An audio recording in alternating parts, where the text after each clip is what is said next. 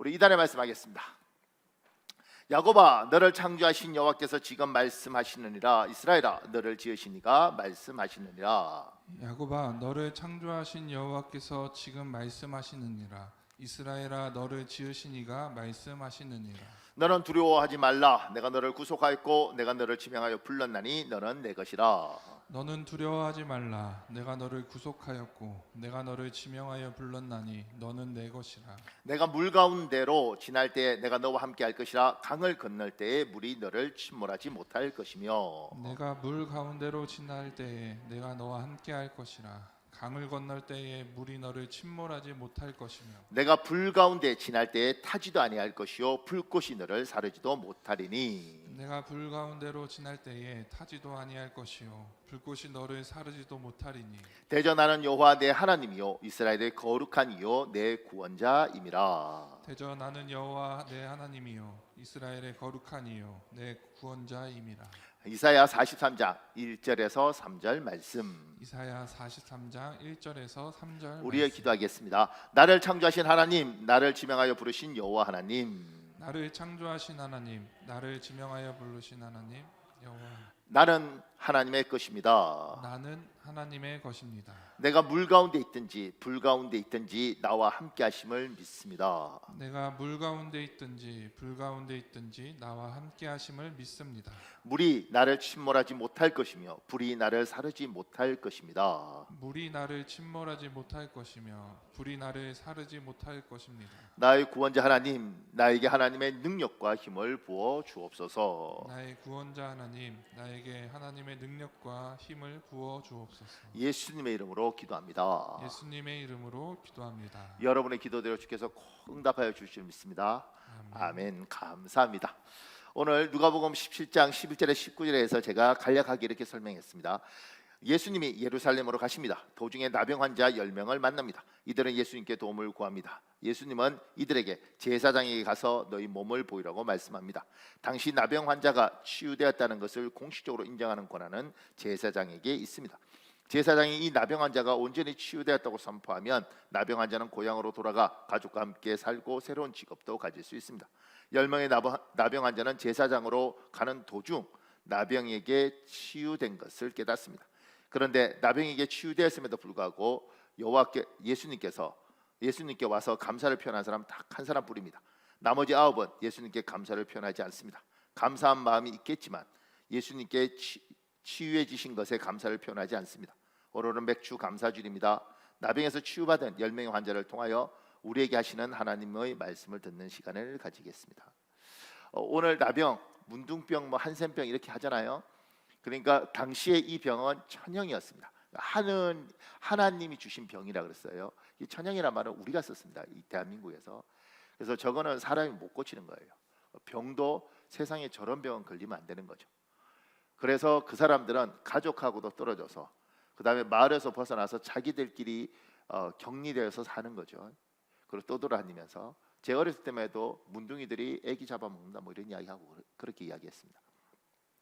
그런데 그렇게 했던 이 천형을 가진 사람들, 이스라엘에 이 사람들이 있는데 이 사람들이 하나님의 특별한 은혜로 나으면 제사장에 가서 몸을 보여요. 제사장이 보고 나았다 선포하면 그때부터 이 사람들은 제사장이 인정을 해줬기 때문에 그러면 고향에 돌아갈 수 있고 가족하고 같이 살 수 있습니다. 나았다는 걸 확인하고 안 하고 하는 그에 대한 권한을 누가 가지고 있냐면 제사장이 가지고 있는 거죠. 그래서 이 10명의 나병 환자가 예수님 우리를 불쌍히 여기십시오. 그때 주께서 제사장에게 가라. 이 말은 뭐냐면 나았다는 이야기예요. 이 사람들이 예수님 그 말할 때는 안 나았는데 가다가 보니까 문둥병이 없어진 거죠. 그리고 너무 감사하니 이 사람들 중에 다 10명이 다 놀라운 경험을 했는데 9명은 없고 딱 한 사람만 예수님께 와서 감사하다고 이야기를 하는 겁니다. 10명 중에 1명만 감사하는 거죠.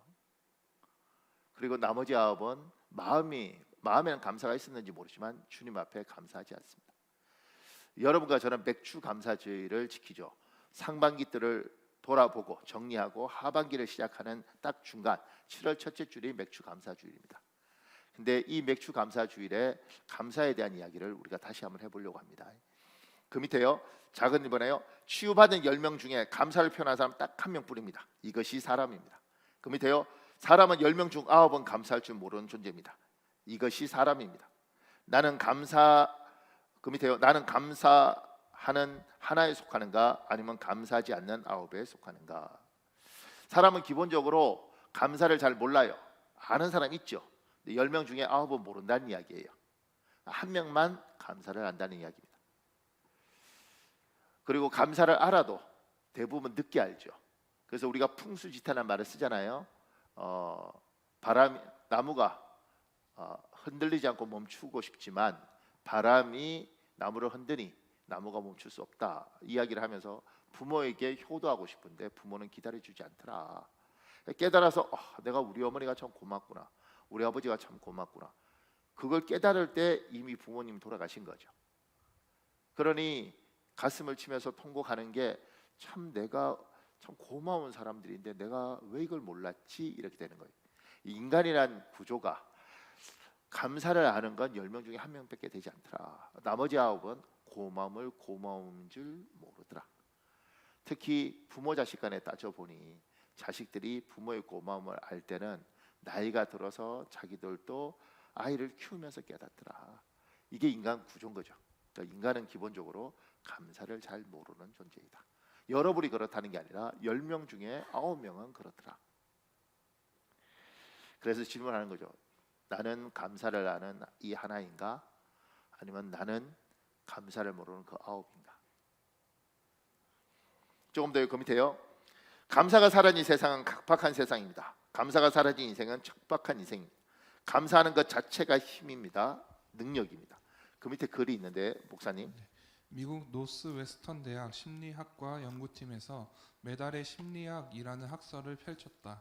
이는 은메달보다 동메달을 딴 선수들이 행복 지수가 더 높다는 결과를 바탕으로 한다. 어째서 은메달을 딴 사람이 동메달을 딴 사람보다 행복 지수가 떨어질까? 이는 똑같은 결과라도 주관적 해석에 따라 다르기 때문이다.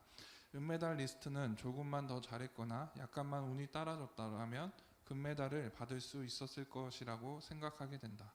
그래서 메달을 땄다는 기쁨보다는 실망과 아쉬움이 크다. 반면 동메달 리스트는 만약 4위를 했다면 메달을 받지 못했을 텐데 다행히 메달을 받았다라는 생각에 행복지수가 높게 나온다. 결국 우리 삶에서 행복은 무엇을 성취했는가도 중요하지만 성취한 결과를 자신이 어떻게 인식하느냐가 더 영향을 미친다. 한때 나는 여러 매장에서 시기를 잘 타 수월하게 벌어들인 수입으로 물질적 풍요를 누리며 살아왔다. 그때는 그 모든 걸 당연하게 받아들였다. 돈을 물쓰듯 하며 추호도 감사한 마음을 갖지 않았다. 현재는 채무가 있고 생활이 고달픈데도 하루하루가 행복하고 감사한 마음만 든다. 이건 또 무슨 아이러니인가. 내가 생각해도 신기할 지경이다. 이 책 쓴 사람은 사업가로서 성공을 했다가 망해버렸습니다. 그리고 자기 인생을 돌아보면서 이 땡큐 파워 이걸 쓴 거예요. 감사의 힘. 그러면서 자기 인생을 돌아보면서 의지적으로 감사하면서 감사라는 게 중요하구나 이렇게 느끼는 거죠. 그래서 지금 여기 이렇게 적혀 있지 않습니까? 제가 줄친 게 결국 우리 삶에서 행복은 무엇을 성취했는가도 중요하지만 성취한 결과를 자신이 어떻게 인식하느냐가 더 영향을 미친다. 그래서 은메달은 불행하고 동메달은 감격이 있는 겁니다. 세상에 동메달은 행복한데 은메달은 불행해요. 왜 그런가? 이게 이제 보는 시각의 차이인 거죠. 하나님이 우리에게 감사를 사실을 요구하고 있습니다. 그리고 하나님의 백성의 힘은 감사입니다. 조금 더요. 그 밑에요. 감사에는 문이 있어서 감사하면 문이 열리고 길이 열린다는 말처럼 감사하면 감사가 보입니다. 불평하면 불평이 보입니다. 그 밑에요. 불행할 때 감사하면 불행이 끝나고 행복이 시작됩니다. 그리고 감사할 때 불평하면 감사가 끝나고 불행이 시작됩니다. 그 밑에 찰스 스펄전이라는 영국 사람이 쓴 말 중에 이런 말이 있습니다. 불행할 때 감사하면 불행이 끝나고 형통할 때 감사하면 형통이 다시 찾아온다. 그 밑에요. 그래서 하나님은 어떤 경우에도 어떤 결과에도 감사할 것을 우리에게 명령하십니다. 데살로니가 5장 18절 여러분 잘 알잖아요. 여러분 읽어볼래요? 시작. 범사에 감사하라. 이것이 그리스도 예수 안에서 너희를 향하신 하나님의 뜻이니라. 범사에 감사하라. 그런데 그 밑에 영어 성경은 모든 환경 속에서 감사하라 이렇게 이야기를 하는 거죠. 근데 메시지 성경은 참 재밌습니다. 여러분 읽어볼래요? 시작. 무슨 일에든지 기뻐하십시오. 항상 기도하십시오. 무슨 일에든지 하나님께 감사하십시오. 이것이야말로 하나님께서 그리스도 예수 안에 있는 여러분에게 바라시는 생활 방식입니다. 그러니까 예수 믿는 사람들의 생활 방식이 있는데 이게 뭐냐면 어떤 상황이든지 감사하는 겁니다. 이걸 하나님 요구하는 거죠. 10명 중에 9명 감사를 모르니 하나님이 하나님 사람들에게 요구하는 겁니다. 너희의 생활 방식은 감사다. 감사는 어떤 것들을 바라볼 때 성취한 것보다 그걸 어떻게 인식하느냐가 중요하다. 그 이야기를 합니다. 조금 더요. 그 밑에요. 감사는 결단입니다. 감사는 의지의 영역입니다. 그래서 우리는 감사를 훈련합니다. 우리가 체질적으로 감사하는 사람이 되기 위해서 우리는 때마다 감사라는 단어를 넣어서 예배를 드립니다. 맥주 감사 예배, 성탄 감사 예배, 설립 감사 예배 등등. 또 우리는 때마다 감사라는 단어를 넣어서 헌금합니다. 생일 감사한 거, 신방 감사한 거, 합격 감사한 거 등등. 그 밑에요. 예수 믿는 사람은 감사하는 사람입니다. 좀 더 정확히 말하면 예수 믿는 사람은 일의 여러 단면 중 감사한 단면을 열심히 찾아서 보는 사람입니다. 여러분과 제가 이 땅 살면서 100% 완벽한 건 없습니다. 100% 완벽한 건 없습니다. 회사를 들어갔습니다. 어우야, 회사 들어갔네. 아유, 뭐 조그만 회사인데요. 그러니까 회사 들어갔는데 회사가 조그맣다고 뭐라 그런 거죠. 회사 들어갔는데 회사 들어갔다며 예. 회사 크다며 예. 그런데 집에서 멀어요. 회사 들어갔다며 예.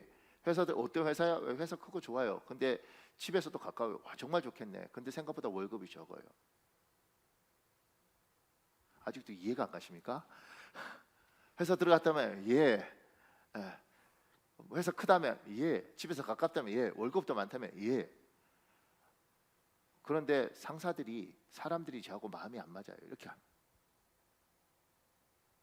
그러니까 우리는 완벽한 게 없고 여러 단면이 있는데 누군가는 좋은 거 다 빼놓고 기어이 이걸 보더라고. 이거 찾아서 이거 이게 중요한 게 아니고 봐봐. 힘들어 이렇게 됩니다. 누군가는 상사가 힘들다며 사람들이 어렵다며 그래도요 월급 많이 줍니다. 상사도 힘들고 뭐 월급도 적다며 그런데요 출퇴근이 너무 가까워요. 상사도 힘들고 월급도 적고 출퇴근가도 멀다며 그런데요 생각보다 회사가 큽니다. 큰 회사라서 나중에 이직할 때도 좋아요. 나도 헷갈리네. 상사 사람 관계가 좋다며 월급도 많다며 회사도 크다며 거리도 가깝다며 그러면 그러면 그게 잠깐만요. 나도 헷갈려. 근데 하여튼 상사도 나쁘고 거리도 멀고 뭐 다 이렇게 하는데 그런데 그럼 이렇게 말하죠. 취직한 게 어딘데요? 누군가는 이렇게 보더라고. 그러니까 예수 믿는 사람들은 감사를 보고 감사를 찾고 감사를 만지고 감사를 이야기하는 사람들이에요. 돈 버는 게 어딘데? 회사 들어간 게 어딘데? 그 월급이라도 받는 게 어딘데? 놀면 아무것도 없는데. 이렇게 보는 사람들이 있는데 이게 안 되는 거죠. 이게 안 되니까 감사가 안 보여요.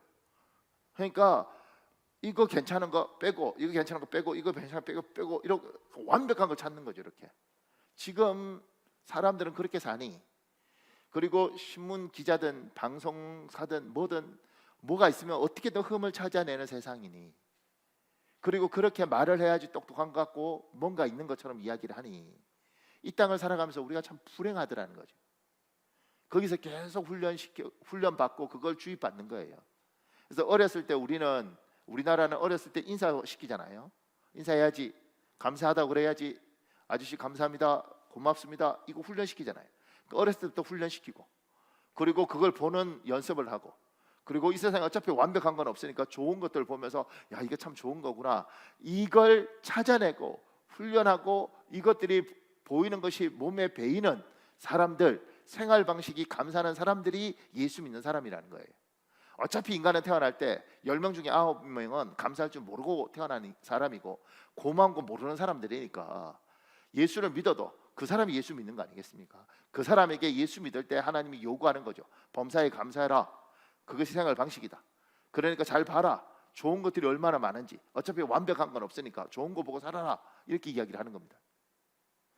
여러분과 나는 그 9명에 속하냐 하나에 속하냐의 차이지 우리에게 주어진 것들은 어차피 다 비슷비슷하더라는 거죠. 그래서 그 밑에 스페인 속담에 이런 말이 있답니다. 항상 맑으면 사막이 된다. 비가 내리고 바람이 불어야만 비옥한 땅이 된다. 우리의 삶도 그렇다. 항상 맑으면 사막이 된다. 참 굉장한 말입니다. 비가 내리고 바람이 불어야만 비옥한 땅이 된다. 그래서 그걸 보는 거죠. 눈이 그렇게 열려 있는 겁니다. 여러분은 어떤 사람인가? 우리는 예수 믿고 천국 갈 사람인데, 우리는 예수님 하나님을 믿는 사람인데 나는 뭘 보고 사는 사람인가? 내 생활 방식은 무엇인가? 이건 결단이에요. 이건 의지예요. 그 밑에요. 감사는 표현하는 것입니다. 9명의 나 환자 중에 몇은 마음속으로 감사했을 것입니다. 그런데 마음속으로 감사하는 것으로는 인생에서 좋은 열매를 맺지 못합니다. 윌리엄 아드 워드라는 사람이 했던 말 중에 이런 말이 있더라고요. 감사를 느끼지만 표현하지 않는 것은 선물을 포장해 놓고 주지 않는 것과 같다. 감사는 표현해야 되는 거죠. 이거 몸에 익어야 됩니다. 제가 이렇게 설교 준비하면서 적어봤죠. 이제 옆에 아내가 있다면 이렇게 말을 해야 되는 겁니다. 살아줘서 고마워. 이렇게. 여기 아내하고 같이 안 앉아 있는 경우도 많지만 같이 앉아 있으면 대놓고 말하기 어려워도 눈빛으로도 살아줘서, 반대도 이야기하지. 살아줘서 고마워. 이렇게. 박영주 권사님 기분 나빠? 마음 별로 안 좋아 보이는데 살아줘서 고마워. 아직도 직장 다녀줘서 고마워. 그래도 지금까지 이해해줘서 고마워. 이렇게 말을 할 필요가 있는 거죠. 저는 이렇게 생각합니다. 어떤 분들은 이 9명 막 욕하던데 9명이 다 감사를 몰랐을까? 감사를 안 했겠지. 사람인데 그래도 나왔잖아. 우연히 나왔다 이렇게 생각할 수도 있겠지만 그래도 예수님이 가라고 해서 갔는데 나왔으니까 예수님 낫게 한가 이 생각이 들었겠죠. 근데 표현한 건 하나밖에 없는 거예요. 고마워도 고마움을 표현하지 않으면 이쪽이 섭하죠. 이쪽 따라는 그래도 소원도 들어주고 뭔가 해줬는데, 그러니까 감사는 표현하는 겁니다. 이렇게 우리는 익숙하지 않죠. 익숙하지 않지만 이런 것들을 훈련하고 연습하는 게 교회인 거예요. 그래서 이야기하는 거죠. 애한테도 아들 참 고마워 이렇게 이야기하는 겁니다. 이게요, 은혜가 있으면 눈이 열려요. 어느 날 우리 막내가 학교 다녀오겠습니다 하고 아침에 가더라고요. 이렇게. 근데 갑자기 이런 생각이 들더라고요. 저기 갔다 안 오면 어떡하지? 그런 생각 해보셨습니까? 생각보다 갔다 오는 애들도 많아요. 이게 농담인 줄 아는데 옛날에 성수대교 무너질 때 무학여고 애들이 그 다리 건넜다고요. 버스에 단체로. 걔들 다 도시락 싸서 다리 건널 때 아침에 학교 다녀오겠습니다. 그리고 건너다가 다리 무너지면서 걔들 집에 못 온 거예요. 어느 날 우리 막내가 다녀오겠습니다. 이래서 저거 안 오면 어떡하지? 그래서 그랬어요. 꼭 다녀와라 이랬어. 더 재밌는 건 그리고 이제 어떻게 해서 집에 제가 일찍 갔는데 얘가 왔더라고. 다녀왔구나 이러니까 애가 더 놀라요. 왜 이러지? 이렇게. 와준 게 고맙더라고. 눈이 열리니까 다녀왔습니다. 그런데 학교 갔다 와준 게 고맙더라고. 성적은 중요하지 않아요. 왔잖아. 안 온 애들도 있는데, 가방 들고 집 나갔는데 영혼이 나가버린 애들도 있는데 눈이 열리니까 보이더라는 거죠. 남편이 출근했다가 와주는 거. 안 오면 어떡할 거야? 나가서 집 떠나버리면 어떡할 거야? 근데 왔을 때 장영신 참 잘 왔어. 이 말이 고마워하고 반가워하고 이런 것들. 저는 좋은 경험이 있는데 그 이스라엘에 처음 갔을 때요. 이렇게 그러니까 다른 비행기는 그런 게 없는데 이스라엘은 그 공항에 벤구리온 공항에 탁 내리는데 비행기 탁 추려서 탁 하니까 막 박수를 치는 거예요. 근데 그게 제가 생각할 때 제가 첫 비행기 탄 그거 같아요. 첫 비행기가 이제 이스라엘 비행기 탄 거죠. 근데 막 막 박수를 치더라고. 그래서 저는 비행기 타면 그렇게 다 박수 치는 줄 알았어요, 내릴 때. 왜냐면 그 본 게 처음 그거니까. 다른 비행기는 안 쳐요. 내가 왜 칠까 이 사람들은. 그러니까 다른 사람들은 비행기 떴다 내리는 게 당연한 거지만 이스라엘은 잘못 이게 로켓포 한 방 맞으면 그걸로 그냥 끝나는 거라고요. 그러니까 이 사람들은 내릴 때도 긴장하고 내려서 너무 안전하게 되는 게 좋은 거죠. 같은 비행기를 타도 같은 비행기를 내려도 누군 내릴 때마다 감격하는데 누구나 아 피곤해 이러고 내리는 거죠. 지금 여러분과 제가 이렇게 와서 예배당에서 예배 드립니다. 우리들 중에 코로나 걸려서 주일날 예배 못 오고 집에서 예배 드리는 사람들 있죠. 저도 걸려서 집에서 영상으로 예배 드리면서 마음 복잡하더라고요. 우리가 이렇게 와서 예배 드리는 것 이제 나이가 더 드시잖아요. 제가 옛날 있던 모교에서는 90세 할머니 계셨는데 집사님 그분이 이제 90세라도 지팡이를 짚고 진짜 꼬부랑 할머니예요. 근데 예배당에 오는데 저 오다가 넘어지면 저분 천국 갈 것 같아요. 근데 이제 그분 볼 때 늘 생각했었죠. 저분이 몇 번이나 더 걸어서 예배당에 올까. 자기도 알아요. 그래서 한 번 올 때마다 감격이 있어요. 우리는 그냥 두벅두벅 걸어오는데 누군가는 눈이 열리면 아 나도 언젠가는 걸어서 예배당에 못 오는구나. 내가 걸어서 예배당 올 수 있을 때 열심히 와야지. 이건 너무 좋은 거구나. 이게 눈에 보이는 거죠. 그래서 행복한 거예요. 감사합니다 하나님. 이렇게 예배를 주일 예배에 엄청난 은혜를 받는 게 아니고 교회 예배당에 걸어올 때 이미 은혜가 있고 예배당에 앉았을 때 이미 은혜가 있는 겁니다. 와, 하나님 감사합니다. 이렇게 사람이 이걸 잃어버리죠. 왜냐면 이게 고마운 줄 몰라요. 어느 날 되면 익숙해지더라고요. 익숙해지면 감사가 없어집니다. 그때부터 투덜거리기 시작하는 겁니다. 아, 인생은 이렇게. 그러니까 누군가는 진짜 간절히 갖고 싶었는데 나도 옛날에는 간절히 갖고 싶었는데 가져보니 처음에는 감격이었는데 시간이 지나니까 뭐 인생 그런 거지. 고마움도 없고 감사함도 없고 밋밋한 인생. 지금 이 인생이 혹여 우리라면 우리도 이 문둥병 감사할 줄 모르는 9명 중에 하나 우리가 이 9명하고 동일한 사람일 수 있다. 오늘 설교를 깨달았으면 다음 주부터 교회 오기 전에 이미 가방 들고 교회 올 때만 행복해서 와야 돼. 예배당 걸어올 때마다 너무 좋아서 와야 돼. 내가 아직 걸어서 예배당에 올 수 있다는 거, 하나님 앞에 예배 드릴 수 있다는 거. 저는 믿음으로 여러분이 다 아멘 했을 줄 환상으로 보고 지금 예배하고 있는 겁니다. 그 다음에 그 밑에요. 작은 이번에요. 맥주 감사 주일. 주일은 1년 상반기를 돌아보면서 상반기 동안 지켜주시고 도와주신 하나님께 감사하는 날입니다.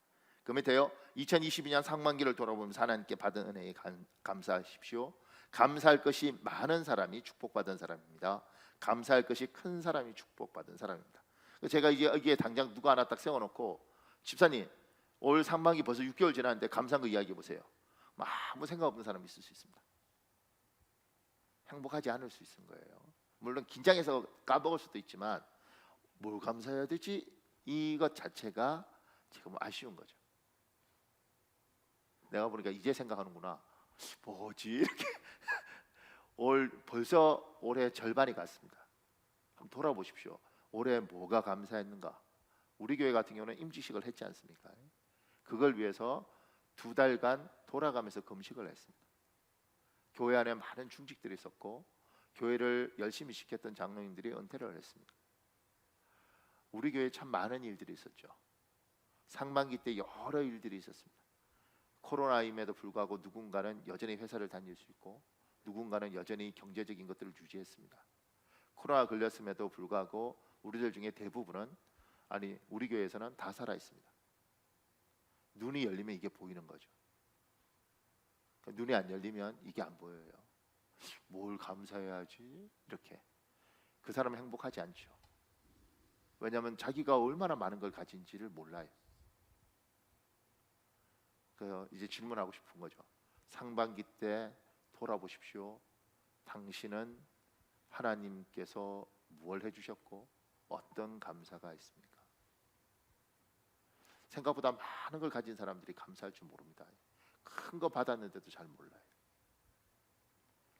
조금 더 밑에요. 2022년 상반기 동안 우리에게 은혜를 베풀어 주신 하나님이 2022년 하반기에도 우리에게 은혜 베풀어 주실 것을 믿고 감사하십시오. 그 밑에요. 마음에 소원이 없는 사람은 하나님이 은혜를 베풀어 주셔도 넘치는 감사가 없습니다. 그 밑에요. 잠언 30장에 아굴의 기도가 있습니다. 아굴처럼 자신의 소원을 하나님께 말씀드려야 합니다. 2022년 하반기 나의 마음에 어떤 소원이 있는가? 우리 잠언 30장 7절에서 9절에 있습니다. 여러분 읽어볼래요? 시작. 내가 두 가지 일을 주께 구하여 싸우니 내가 죽기 전에 내게 거절하지 마시옵소서. 곧 헛된 것과 거짓말을 내게서 멀리하옵시며 나를 가난하게도 마옵시고 부하게도 마옵시고 오직 필요한 양식으로 나를 먹이시옵소서. 혹 내가 배불러 하나님을 모른다 하오며 혹 내가 가난하여 도둑질하고 내 하나님의 이름을 욕되게 할까 두려워함이니이다. 지금 잠언에 기도가 딱 하나 나오는데 이 아굴의 기도가 나옵니다. 이 아굴이 하나님 앞에 도움을 구하죠. 두 가지를 주께 구합니다. 이걸 구하고 나면 이 사람이 인생에서 이 두 가지, 가난하게도 말고 부하게도 말게 하셨을 때 가난하지도 않고 부하지도 않으면 감사가 나오는 겁니다. 자기가 뭘 구했는지 알아야지 하나님이 뭘 응답하신 줄을 압니다. 그러니까 올 하반기 지금 여러분의 기도의 제목을 가지고 마음의 기도의 소원을 품어야지 연말이 갔을 때 또 추수감사 예배를 할 때 돌아보면서 아, 참 하나님이 내가 7월 첫째 주에 이런 기도를 했는데 응답을 하시는구나, 이렇게 참 감사하네, 이렇게 되는 거예요. 그런데 지금 아무 생각이 없어요. 뭐 은혜로 살겠지.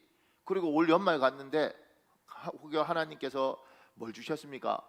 아무 생각이 없기 때문에 받은 게 뭔지도 몰라요. 사람은 마음에 소망이 있어야지 하나님 주시면 이게 감격이 있습니다. 꼭 아파트에 당첨되어서 아파트 들어가고 싶은 사람이 너무너무 간절하다가 아파트를 주시면 이게 감격이 있습니다.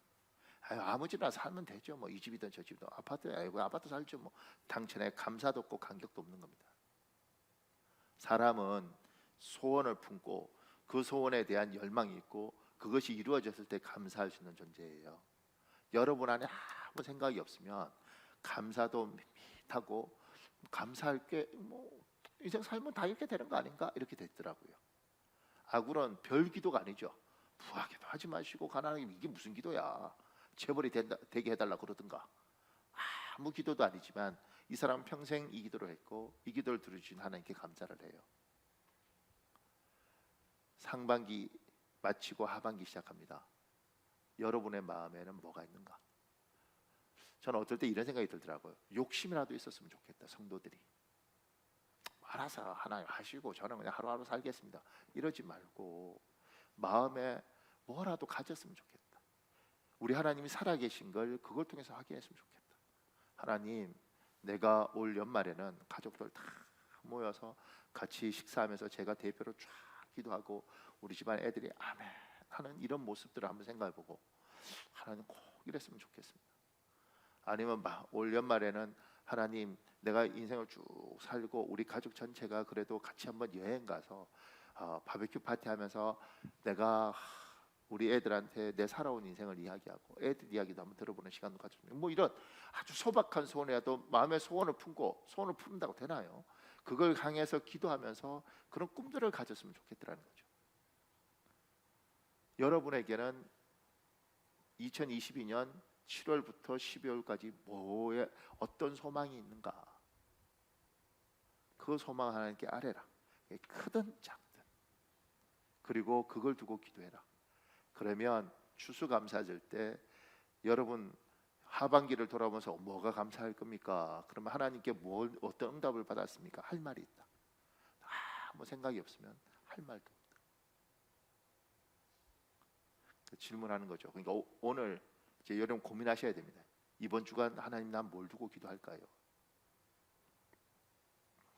그 밑에요. 작은 3번에요. 사람은 하나님께 도움을 받고 하나님께 감사하는 존재입니다. 그런데 하나님이 사람에게 감사할 때가 있습니다. 그 밑에요. 하나님 완벽하고 부족함이 없는 분입니다. 그런데 사람이 하나님께 무엇을 해드려야 하나님이 우리에게 감사할까요? 제가 오늘 이 표현한 건 우리는 항상 은혜만 요구를 하죠. 그런데 하나님이 우리에게 감사할 때가 있다는 거예요. 이건 이해가 안 되는 겁니다. 왜냐하면 솔로몬이 성전 짓고 나도 하나님께서 받아주신 거지, 하나님은 그 화려한 성전에 굳이 있을 필요가 없는 분입니다. 하나님은 부족한 게 하나도 없어요. 그러니까 우리가 뭘 해드린다고 해서 하나님 고마운 게 없죠. 감사한 게 없어요. 근데 우리가 지금까지 하나님 앞에 감사했다면 하나님이 우리한테 참 내가 네한테 감사하다 이야기를 듣는 하반기가 되었으면 좋겠다. 주님이 박 목사 참 감사하다 내가 너한테 이런 말을 듣는 2022년 하반기가 됐으면 좋겠다. 이런 생각을 지금 가지는 거죠. 우리 성도들 통해 우리 성도들에게 하나님이 오셔서 뭐 이를테면 김장로, 조장로 참 내가 네한테 감사하다 이런 이야기를 하나님 들었으면 좋겠다. 이런 마음이 있는 겁니다. 제가 그 밑에요. 하나님이 우리에게 감사할 때 사용하는 표현은 고맙다입니다. 감사란 말보다는 하나님 고맙다 그러신 것 같아요. 잠언 19장 17절에 있습니다. 여러분 읽어볼래요? 시작. 가난한 자를 불쌍히 여기는 것은 여호와께 구워 드리는 것이니 그의 선행을 그에게 갚아 주시리라. 그 현대 성경 이렇게 했습니다. 이것도 여러분 읽어보십시오. 시작. 여호와께서 빚을 지신다는 말을 들어본 적이 있느냐? 가진 것 없이 가난하게 사는 이를 마음 아파하며 신동기관처럼 아끼는 것은 여호와께 빚을 주는 것이니 반드시 갚아 주실 것이다. 하나님은 우리한테 답답할 게 없으십니다. 그러니까 우리한테 고마워할 이유도 없으시죠. 그런데 제가 이렇게 하나님 앞에 감사해서 아들 셋을 보니 제가 우리 큰아들이 뭐 저한테 큰 도움이 되겠습니까? 걔가 뭐 제 인생 제가 알아서 사는데 근데 제가 걔한테 우리 아들 참 고맙다 이런 마음이 들 때가 있는데 그게 뭐냐면 지 동생들 돌봐줄 때, 특히 어렸을 때, 전 지금도 안 있는데 우리 큰애하고 둘째하고 유치원을 처음 간 거예요. 우리 둘째가 그때 3살인가 뭐 4살인가 그랬는데 그 유치원 원장이 이제 우리 교회 집사인데 그날 안 보내면 안 받아준다고 막 우리를 협박을 해서, 그래서 너무 어린 애를 둘째를 어린이집이죠. 그때 어린이집 유치원 여기 한 100여 명 됐는데 제가 원목이었어요. 거기 보냈어요. 제가 걱정이 되더라고. 저 어린 게. 근데 이제 지형이 있으니까 유치원을 갔는데 제가 이제 설교하러 갔죠. 그날 갔는데 그 7살짜리가 지 동생이라고 막 그 계단 내려올 때 조심해 이러고 막 이렇게 하더라고. 이렇게 제가요 그때 여기가 막 울컥하더라고. 저게 그래도 지 동생이라고 저렇게 챙기는구나, 저 어린 게. 그 다음 날 유치원에 보는데 큰 놈이 막 우는 거예요. 동생 유치원 보내지 말라고요. 왜 그러냐니까 자기 어저께 너무 힘들었대. 동생 돌본다고. 근데 제가요 고맙더라는 거지. 얘가 내한테 뭘 해서 고마울 게 없죠. 내가 지보다 훨씬 잘났는데 내가 걔한테 받을 건 없어요. 그런데 지 동생들 챙겨주고 이렇게 할 때 고맙다. 참 저는 고맙네. 교회 안에도 성숙한 성도가 있고 미숙한 성도가 있습니다. 예수 믿는 성도가 있고 예수 안 믿는 성도가 있습니다. 그때 믿음이 좀 빠른 사람들이 약한 사람을 돌보는 거죠. 그래서 때로는 교회에 목자들 세우게 다 그런 거잖아요. 나 교회 안 다닐래요. 그럴 때 가서 그래도 집사님 뭐 이렇게 하는 그 모습을 저는 이렇게 보죠. 이렇게 아이고 참 목사가 그런 건 이해해요. 목사니까. 근데 같은 집사끼리 왜 저 집사는 저 집사한테 막 매달려서 이렇게 오해하지 말고 왜 그래야 되나? 똑같은 집사인데. 목사야 이게 직업이라고 치고 저 집사도 그냥 예수 믿고 은혜 받으려고 왔는데 교회에서 목자로 세우고 교회 장로나 집사로 세워놓으니 여기가 여기 돌보고 달래고 때로는 밥 사 먹이면서 그렇게 너무 화내지 말고 이렇게 왜 그래야 되나? 근데 그게 우리를 위해서 하는 게 아니잖아요. 하나님 안에서 그래도 약한 성도를 돌보기 위해서 그때 하나님이 그러시는 거죠. 고맙다 얘야. 고맙다 얘야.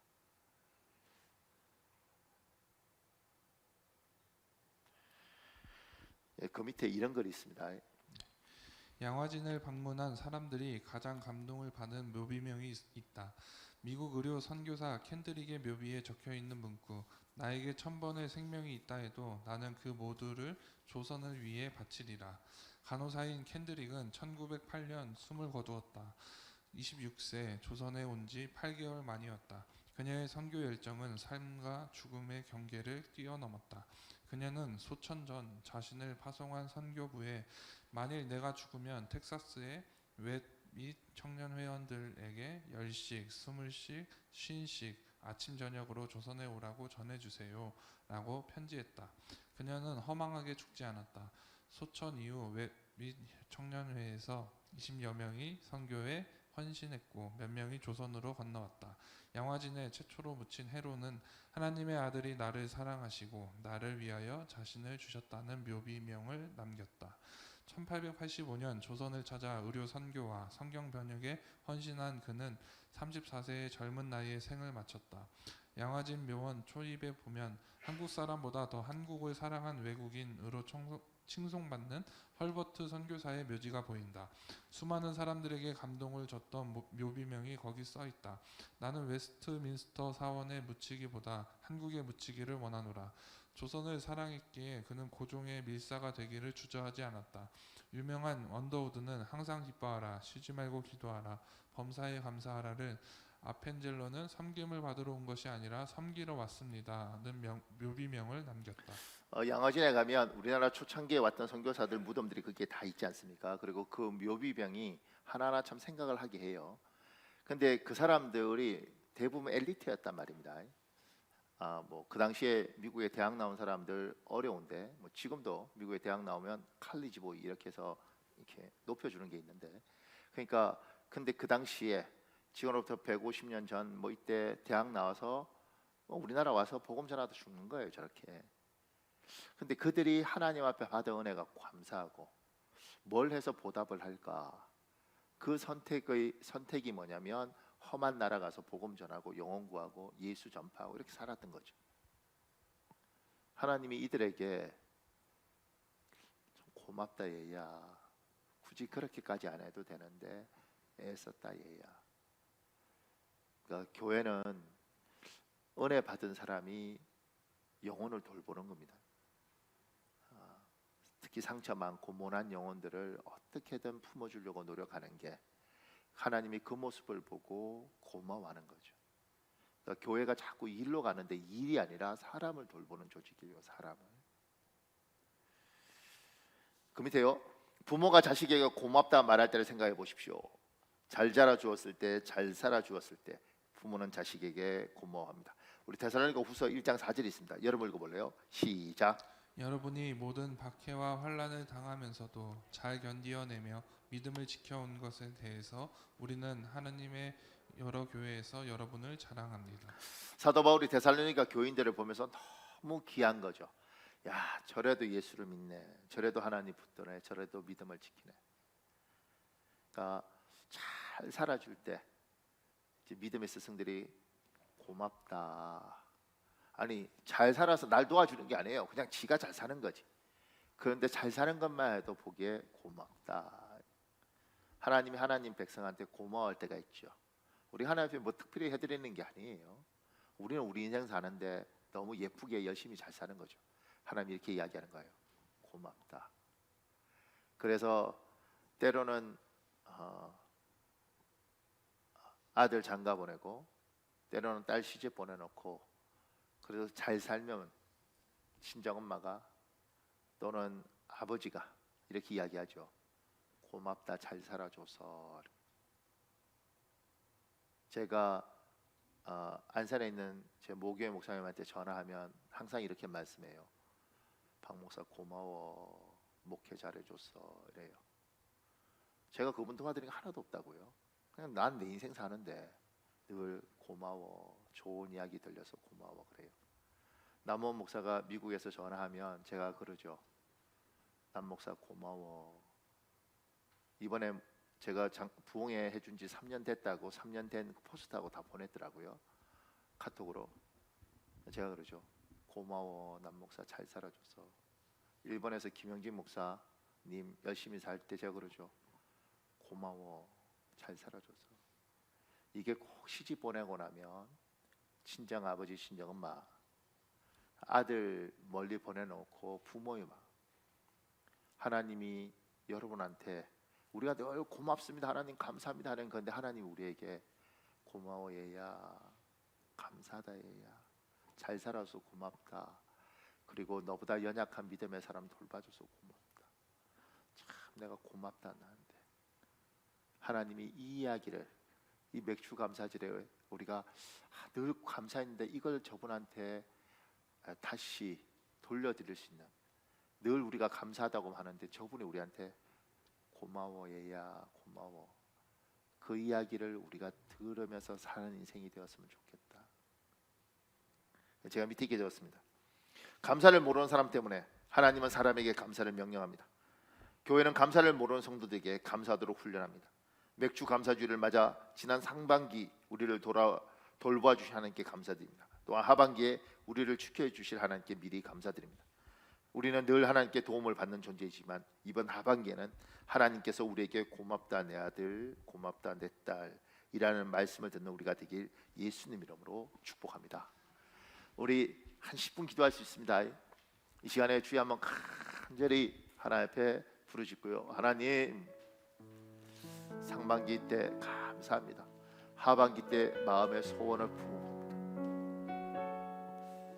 주님 감사를 결단하겠습니다. 감사를 훈련하고 살겠습니다. 그리고 하나님이 우리한테 고맙다 얘야 감사하다 얘야 이야기 듣는 인생 살겠습니다. 우리 주여 한번 간절히 부르짖고 기도하겠습니다. 주여